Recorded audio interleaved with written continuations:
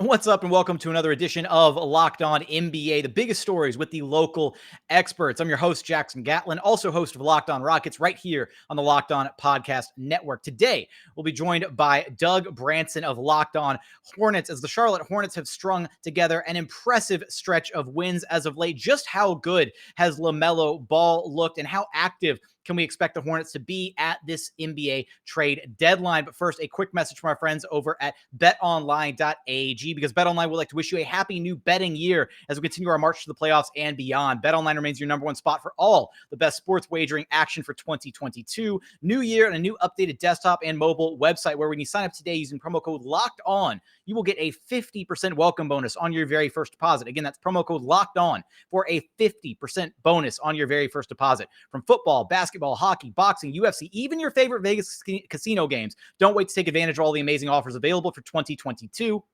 BetOnline is the fastest and easiest way to wager on all of your favorite sports. BetOnline, where the game starts.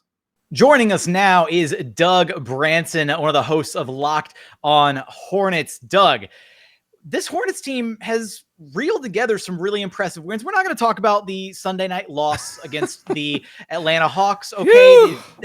Thank goodness. Not going to put you on the hot seat, man. Look, no Gordon Hayward, right? We're just going to write that as like a one-off, like, not full strength, whatever have you. But this Hornets team has put together some impressive wins as of late. Last I checked, they were 10-3, 10-4 over the last, 14, 15 or so games. They've had some impressive wins over the Milwaukee Bucks, the 76ers.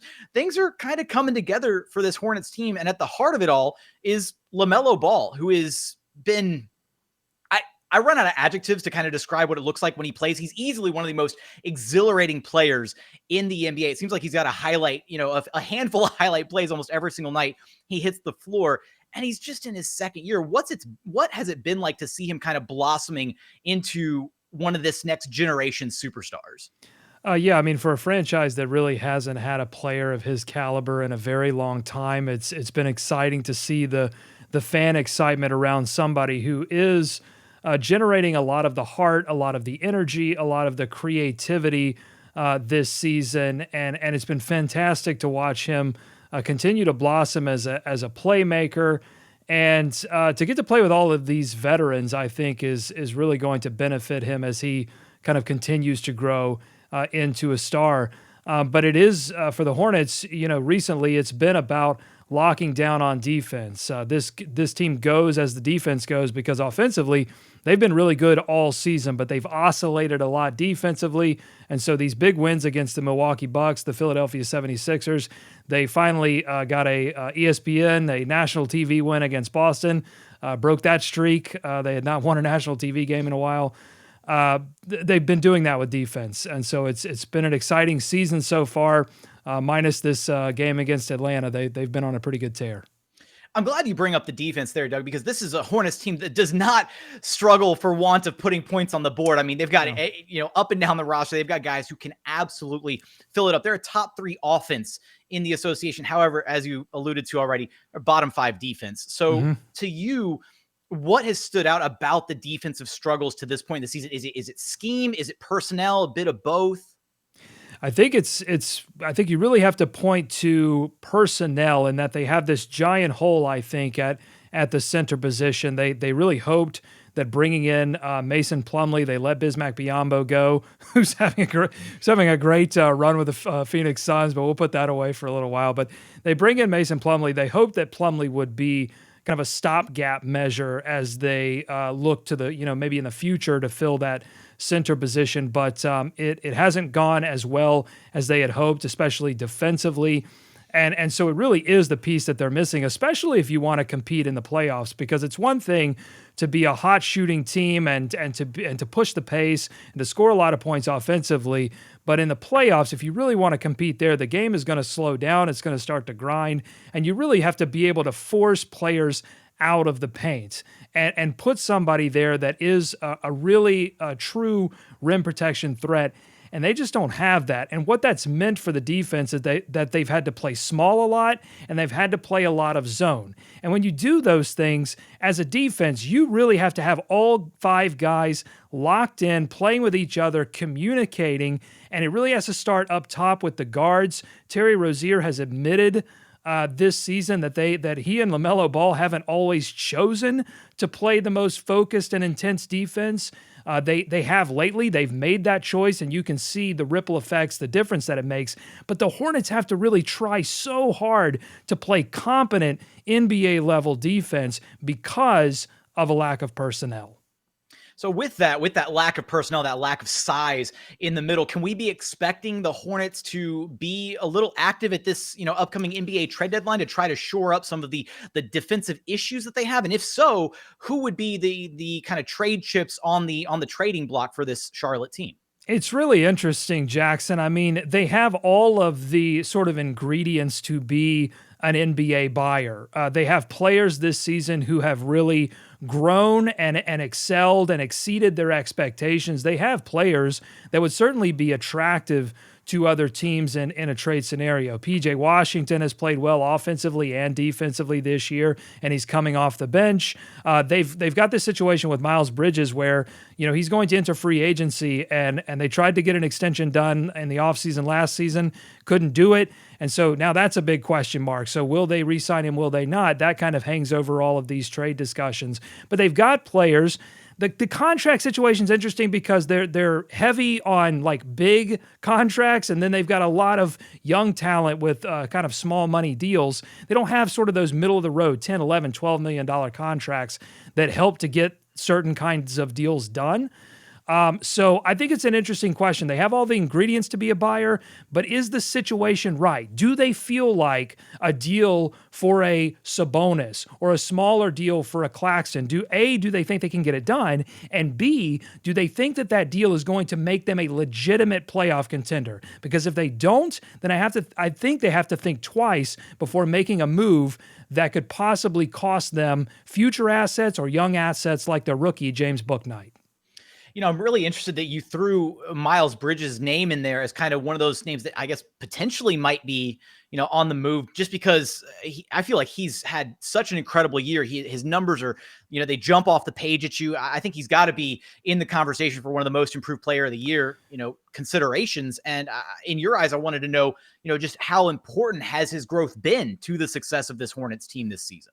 Well, it's been absolutely essential. I mean, I think it's Miles Bridges and LaMelo Ball 1 and 1A in terms of why this Hornets team has exceeded the sort of Vegas expectations for their record to this point.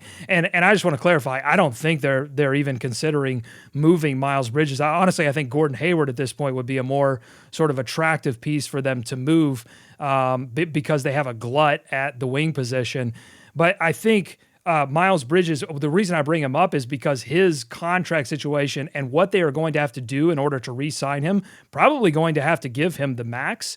That sort of looms over the decisions that they have to make heading into this trade deadline. But, he's struggled from three this year, but he is powerfully finishing at the rim. It's been incredible to watch his game sort of evolve because he started out his rookie year. He was really just a corner three-point shooter, and then they asked him to do a lot defensively. He really wants to be a two-way player, and he is driving the basketball incredibly this year.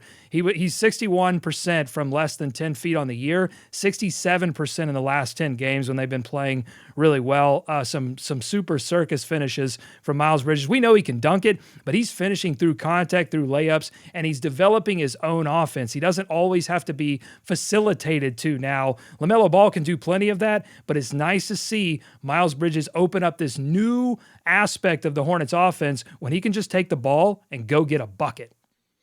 Not to mention the fact that some of the connections between LaMelo and Bridges, I'm worried for Eric Collins' health because he goes absolutely bonkers in the booth, and it's not just like to have Eric Collins be the announcer for the Hornets for LaMelo Ball. Like it's a match made in heaven, isn't it, Doug? It really is. We've had EC on the show a couple of times. He just loves the game. Like he has a true passion. I think some people tend to watch certain announcers like that get really exuberant and go, well, that's a put on. That's, they're doing it all kind of for the show. But honestly, that is not the vibe from EC. EC loves the game of basketball. He loves calling sports in general. He's a hardworking guy in the offseason. He doesn't take like the offseason off. He's out calling other sports. He just loves sports. He loves calling sports. He gets excited as fans do, and he sort of channels that excitement onto the microphone. And it is a perfect match because LaMelo Ball is providing plenty of those highlight opportunities this season. As mentioned earlier, I said that we wouldn't talk about it. We're going to talk about it for a split second. Okay. Gordon Hayward did miss Sunday night's matchup against the Atlanta Hawks. The Hornets did wind up losing. Any bit of concern there? I know that he was listed out due to, some foot soreness. Is that going to be a worry for down the stretch in the season? Anything that needs to be monitored? So he's had issues with his foot in the past, but according to James Borrego, head coach of the Hornets, before this game, they don't seem to be concerned. There was talk before this season of trying to do a little bit of load management with Gordon Hayward to try to make sure that he stayed injury-free and that he was ready for a potential Hornets playoff run. But those plans, like a lot of the plans of a lot of NBA teams this season, have gone up in smoke because of absences due to health and safety protocols. The Hornets have had their fair share of those, and thus Gordon Hayward, the plans to really load manage him haven't come to fruition. But they had an opportunity here to give him a night off, and they wanted to take every precaution to make sure that he doesn't have to miss significant time. So to answer your question, no, I don't think it's a concern. And honestly, I don't think his absence was the reason that the Hornets dropped this game in blowout fashion to Atlanta. They simply just couldn't shoot the ball. They started this game 0 of 19 from three. And as you mentioned at the top of this segment, the Hornets have been amazing at scoring the basketball from three. They're fourth in the NBA in three-point percentage, sixth in attempts. They've got a lot of guys who can shoot the ball, but on this night, it was sort of an aberration. The Hornets not able to put it in the cup from three, and that's why they lost this game to Atlanta. Well, if you're watching with us on YouTube, you can see in Doug's background, help wanted defensive center will pay in LaMelo alley-oops. Just got to clear that up for our podcast Please, Mitch, do something, please. Doug, appreciate you stopping by Locked On NBA. You're going to have us covered for everything over at Locked On Hornets, right? That's right. Follow us at Locked On Hornets. Check us out on YouTube. We're wearing bee suits. We're doing all kinds of crazy stuff. We're really taking to the visual medium. So if you want to learn more about LaMelo Ball, check us out. We're on every day. Thanks, Doug. Appreciate you stopping by Locked On NBA with me. Thanks, Jackson.